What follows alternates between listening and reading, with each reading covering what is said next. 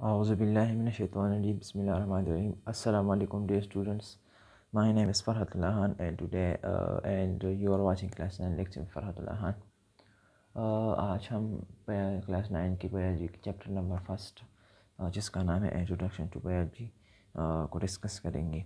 इसमें हमारा जो पहला टॉपिक है बायोलॉजी, आज हम उस टॉपिक को डिस्कस करेंगे और इस टॉपिक में हम ये काबिल हो जाएंगे, इस टॉपिक को सीखने के बाद हम ये काबिल हो जाएंगे कि हम बायोलॉजी को क्यों स्टडी करते हैं, बायोलॉजी को स्टडी करने से हमें क्या फ़ायदे हासिल होते हैं और बायोलॉजी के क्या फ़ायदे हैं, बायोलॉजी को स्टडी करने के बाद हम क्या कुछ कर सकते हैं। इन सब यानी कि जो सारी जो क्वेश्चंस हैं इन सब के जवाब हम इस टॉपिक में इंशाल्लाह कवर करेंगे। तो चलो चलते हैं हमारे पहले टॉपिक बायोलॉजी की तरफ।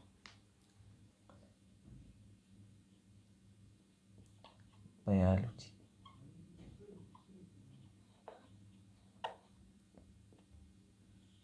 इसकी डिफिनीशन करने से पहले हमें इसकी जो वर्ड है इसको स्टडी करना होगा कि ये क्या है। तो वर्ड बायोलॉजी हमें इसको थोड़ा हेडिंग देना है कि आसान हो। हेडिंग इस तरह होगा, derivation.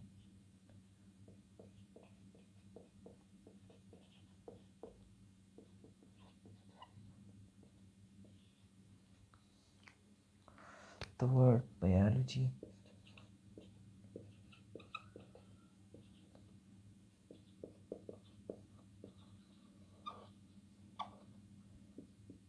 is derived from two Greek words। Biology के जो लफ्ज़ है, जो वर्ड है, ये हमारे पास टू ग्रीक वर्ड से बना है, डिराइव हुआ है, जिसमें से एक है bio. The first one is bio which means life, and the second one is logos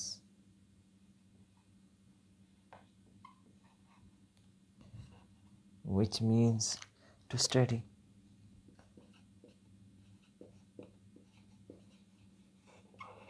तो इसकी जो मीनिंग है, इससे हमारा पहला जो डिफिनीशन है बायोलॉजी का वो कंप्लीट हुआ।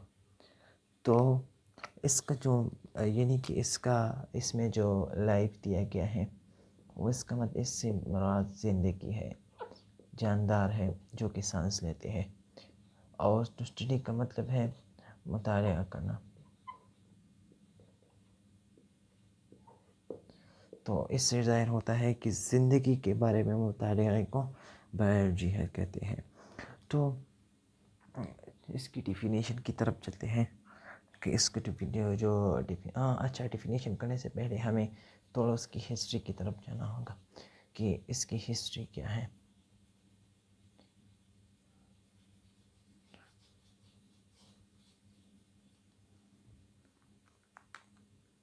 हिस्ट्री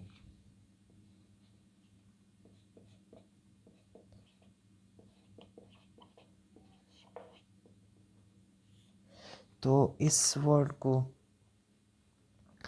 बायोलॉजी को जो पूछोगे, एक साइंटिस्ट ने स्वीडिश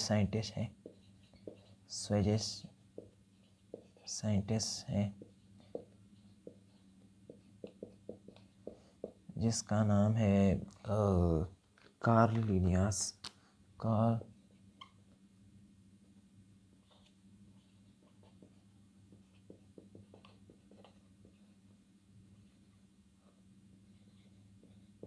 कार्ल लिनियस नाम है उस साइंटिस्ट का।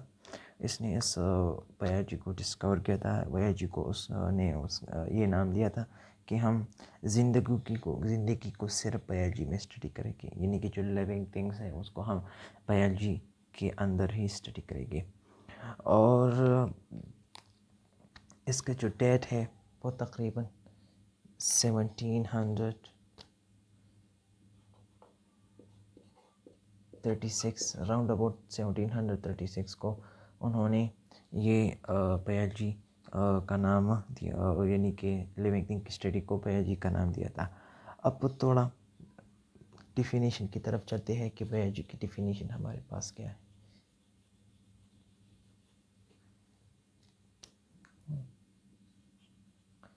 डेफिनेशन तो सिंपली जो बायोलॉजी का डिफिनेशन है वो ये है कि the study of life is called the study life is called biology. ज़िंदगी के बारे में स्टडी को हम बायोलॉजी कहते हैं।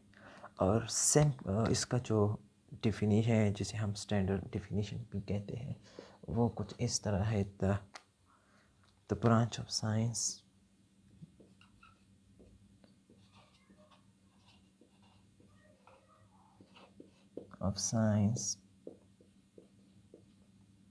which deals with the study of living organisms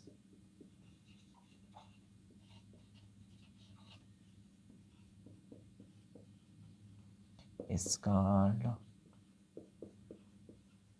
biology। आपने ऐसा करना है कि आपने पेपर में ये दूसरा वाला डिफिनीशन लिखना है जो मैंने आपको लिखी। तो बायोलॉजी की डेफिनेशन जो simplicity the study of life is called biology, यानी कि ज़िंदगी के बारे में स्टडी को हम बायोलॉजी कहते हैं। और दूसरा जो स्टैंडर्ड फॉर्म है the branch of science which deals with the study of living organisms is called biology. Science की वो ब्रांच जिसमें हम लिविंग ऑर्गेनिजम्स के बारे में स्टडी करते हैं, मुताला करते हैं, उसको हम बायोलॉजी कहते हैं। अब इसका जो तीसरा डिफिनेशन है वो थोड़ा सा अलग है, इसकी तरह है, लेकिन थोड़ी सी डिफरेंस है उसमें। मैं आपको लिखता हूँ, आपने ये सारे डिफिनेशन अपनी कॉपी में लिखना है कि वो बहुत आम है। The third one definition is that the study of living organisms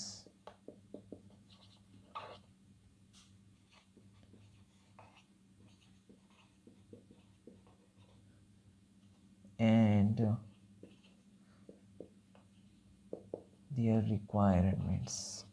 their requirements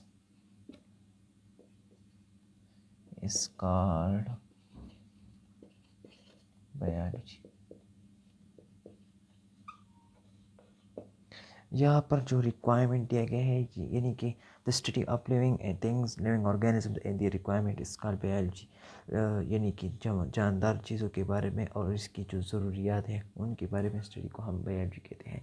यहाँ पर जो रिक्वायरमेंट है इससे मुराद एयर है, वाटर है, फूड एट्सेट्रा, इससे मुराद ये चीज़ें हैं। चूँकि ये नॉन लिविंग थिंग्स है, लेकिन हम इसको बायोलॉजी में इसलिए स्टडी करते हैं क्योंकि ये लिविंग ऑर्गेनिजम्स की ये बहुत आम है, इसके बगैर लिविंग ऑर्गेनिजम्स नहीं रह सकते।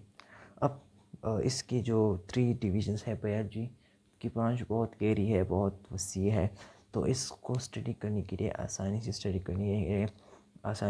करने के लिए इनको 3 ब्रांचेस में तकसीम किया गया है। इसके ब्रांचेस को स्टडी करते हैं कि बायोलॉजी की कितनी ब्रांचेस हैं। मेन ब्रांचेस इसकी जो मेन ब्रांचेस है वो हम यहाँ पर स्टडी करेंगे। डिविजन्स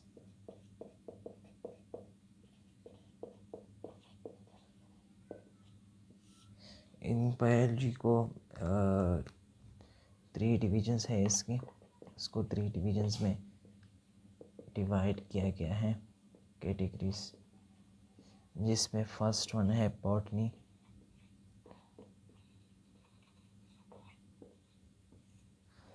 तो बॉटनी को स्टडी करने के लिए हम क्या कर सकते हैं, जो बॉटनी है ये भी हमारे पास 2 ग्रीक वर्ड से डिराइव है, जिसमें से एक है बुटेन। 2 ग्रीक वर्ड्स, ये हमारे पास 2 ग्रीक वर्ड्स से डिराइव किया गया है।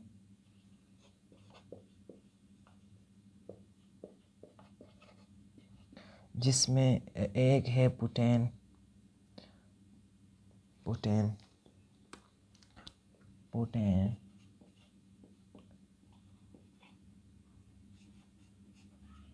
जिसका मतलब है प्लांट्स। और ये जो वाई इसमें दिया गया है, वाई ये बेसिकली स्टडी के लिए दिया गया है, टू स्टडी। तो इस डिराइवेशन से हम सिंपली जो इसके जो में वर्ड मीनिंग है, यानी botany is derive from 2 Greek words, जिसमें एक बॉटनी, बॉटेन है plants, and why mean to study. So इसकी डिफिनीशन भी कुछ इस तरह होगी। Definition: the study of plants,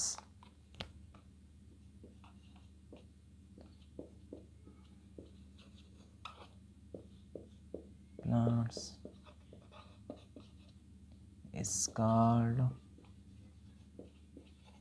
botany. पौधों की वो मुताले स्टडी को हम बॉटनी कहते हैं। यानी कि जब हम प्लांट्स के बारे में स्टडी करते हैं तो बायोलॉजी की बॉटनी की वाली ब्रांच में हम स्टडी करेंगे। इसकी जो एग्जांपल्स है वो हमारे पास इस तरह है कि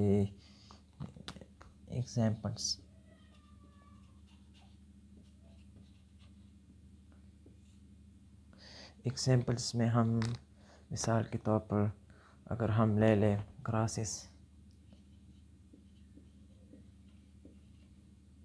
इस तरह फर्न्स, इस तरह अगर हम ले लें बेसिकली अगर हम स्टेम को भी अगर हम स्टडी करें तो वो भी प्लांट्स में आता है। इस तरह यानी ट्रीज़ भी हमारे पास बॉटनी में आते हैं एट्सेट्रा। तो इन तमाम चीज़ों के बारे में स्टडी को हम बॉटनी कहते हैं। अब इसका जो दूसरा ब्रांच है बायोलॉजी का, उसको हम स्टडी करते हैं कि बायोलॉजी का दूसरा ब्रांच हमारे पास क्या है। The second branch is zoology. The second branch is zoology. It is also अब zoology भी हमारे पास 2 ग्रीक वर्ड से डिराइव है, जिसमें से एक जू का मतलब है animals, and logy mean to study.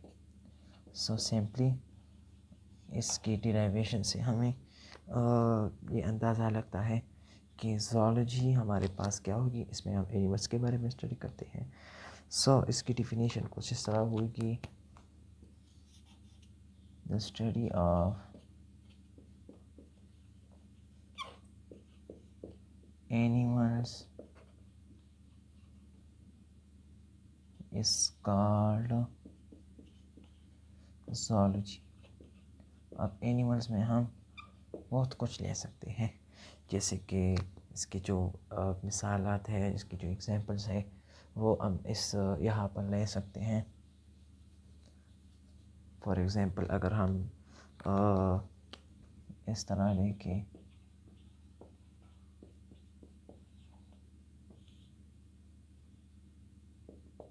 Example अगर हम एनिमल्स में अगर हम बफेलो लें, बफेलो, अब अगर हम बात करें तो एनिमल्स में तो बहुत कुछ आता है। अगर हम काऊ को ले लें, वो भी हमारे पास एनिमल्स में आता है, इसकी भी अगर हम स्टडी करें तो वो भी ज़ूलॉजी में आता है। अगर हम इस तरह हमारे पास जो तीसरा एग्जांपल हो सकता है वो हम क्रोकोडाइल भी ले सकते हैं, क्रोकोडाइल वो भी हमारे पास इसमें आ सकता है एक्सेट्रा। यानी कि तमाम जानवर इसमें आप दूसरी भी जानवर एग्जांपल्स में ले सकते हैं। जिस तरह जो भी जानवर आप ले वो ठीक होगा। यानी कि ज़ूलॉजी में हम जानवर के बारे में स्टडी करते हैं, यानी कि एनिमल्स के बारे में स्टडी करते हैं। अब ज़ूलॉजी के ब्रांच में हम यानी कि इंसान भी आता है, क्योंकि इंसान एनिमल है, लेकिन ये हमारे पास सोशल एनिमल है, इसको अल्लाह ताला ने अक़ल दी है, तो इसलिए ज़ूलॉजी के ब्रांच में इंसान भी आ सकता है। अब तीसरा जो हमारा यानी कि बायोलॉजी का जो तीसरा मेन ब्रांच है वो है microbiology. Third one is microbiology. इसकी डिफिनेशन करने से पहले हमें माइक्रो को स्टडी करना होगा कि माइक्रो हमारे पास क्या चीज़ है। माइक्रो माइक्रो क्या है? दोज ऑर्गेनिजम्स, ये भी लिविंग है ऑर्गेनिजम्स और things which cannot be seen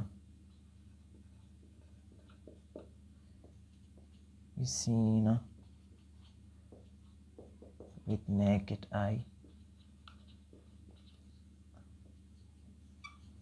but can be seen with microscope.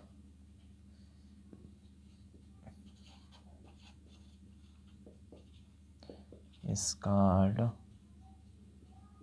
microorganisms. तो माइक्रो ऑर्गेनिजम्स क्या हुआ? दोज ऑर्गेनिजम्स और things which cannot be seen with naked eye but can be seen with microscope is called micro organisms. वो organisms जो कि हम उसे आँखों के ज़रिए नहीं देख सकते, हम उसे आँखों से नहीं देख सकते, बल्कि अगर उसको हम एक जो कि इंस्ट्रूमेंट है, इसका नाम माइक्रोस्कोप है, इसके ज़रिए इसकी मदद से देख सकते हैं, उसको हम माइक्रो ऑर्गेनिजम्स कहते हैं। तो इसकी डिफिनीशन भी बहुत यानी कि इजी होगी, वो कुछ इस तरह होगा।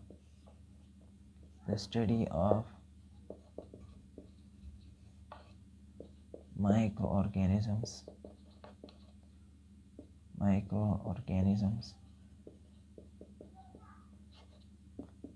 is called microbiology. So the study of microorganism is called microbiology. यानी कि माइक्रो ऑर्गेनिजम्स के बारे में स्टडी को हम माइक्रोबायोलॉजी कहते हैं। अगर आपसे कोई पूछे कि माइक्रो ऑर्गेनिजम्स क्या है, तो आप जो पहला वाला मैंने लिखा है, माइक्रो का जो डिफिनीशन है, माइक्रो के पीछे के नीचे जो लिखा है, आपने उसे वही कहना है कि those organisms are things which can not be seen with naked eye but can be seen with the help of microscope is called micro organism. अब इसकी एग्जांपल्स अगर हम ले लें, एग्जांपल्स में अगर हम ले लें तो अगर हम एग्जांपल्स में ले लें तो बैक्टीरिया माइक्रो ऑर्गेनिज्म में आता है, यूनिसेलुलर है। और बैक्टीरिया के अलावा अगर हम वोल्वॉक्स को भी लें तो वो भी माइक्रो ऑर्गेनिजम्स में आता है। अगर हम इस तरह अगर हम ले लें अमीबा भी हमारे पास माइक्रो ऑर्गेनिज्म में आता है। तो ये सारा जो डिस्कशन हमने की, ये बायोलॉजी के बारे में थी और बायोलॉजी की जो ब्रांचेस हैं उनके बारे में थी। बायोलॉजी को हमने सिंपली डिस्कस किया, the branch of science which is study of life. फिर उसके हमने 3 डिवीजन्स को लिखी, बॉटनी जिसमें हम प्लांट्स के बारे में स्टडी करते हैं, ज़ूलॉजी जिसमें हम एनिमल के बारे में स्टडी करते हैं, और थर्ड वन जो पे हमने आखिर में लिखा माइक्रोबायोलॉजी जिसमें हम माइक्रो ऑर्गेनिजम्स के बारे में स्टडी किया। वो ऑर्गेनिज्म जो कि हम आँखों के ज़रिए नहीं देख सकते लेकिन माइक्रोस्कोप के थ्रू से की मदद से देख सकते हैं, तो वो माइक्रो ऑर्गेनिज्म है। इन सब के बारे जो माइक्रो ऑर्गेनिज्म की स्टडी को हम माइक्रोबायोलॉजी कहते हैं। होप आपको ये वीडियो बहुत पसंद आएगी और मैं उम्मीद करता हूँ कि आपको बहुत फ़ायदा देगा। और आपसे गुजारिश की जाती है कि प्लीज़ आप इस वीडियो को दोस्तों के साथ भी शेयर करें, और वो स्टूडेंट्स जो कि अभी अभी क्लास 9 को शिफ्ट हुए हैं उनको भी दिखाएं, ताकि उनकी भी कुछ फ़ायदा हासिल हो। और आप ये वीडियो दूसरों के साथ भी शेयर करें और उसको सब्सक्राइब भी करें, ताकि आपको बवक्त नोटिफाई किया जाए। और बहुत बहुत शुक्रिया।